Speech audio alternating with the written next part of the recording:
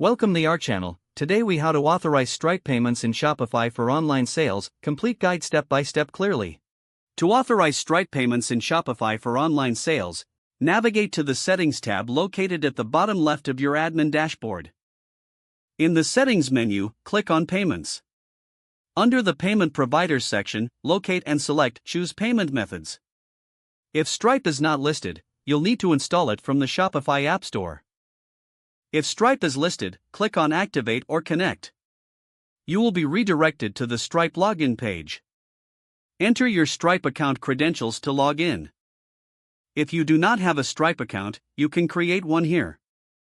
Follow the prompts to complete the account creation process. Once logged in, grant Shopify the necessary permissions to connect with your Stripe account. After granting access, you will return to the Shopify Payments Settings page. Ensure that the payment authorization settings are configured to your preferences. You can choose to automatically capture payments or manually authorize charges. Review the information displayed, including your Stripe account status. Click Save to apply your settings. You may also want to configure your refund preferences under the Orders section in your Shopify settings.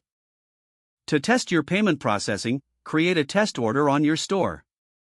Choose a product and proceed to checkout. Enter your payment details using a test card number provided by Stripe.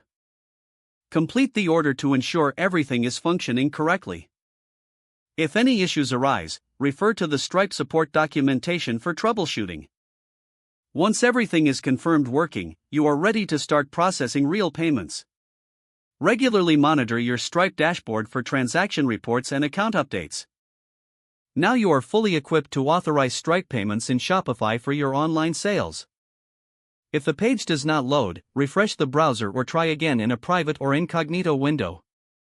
Make sure you are using the correct email address. If your password is not accepted, use the reset option and create a new strong password you can remember.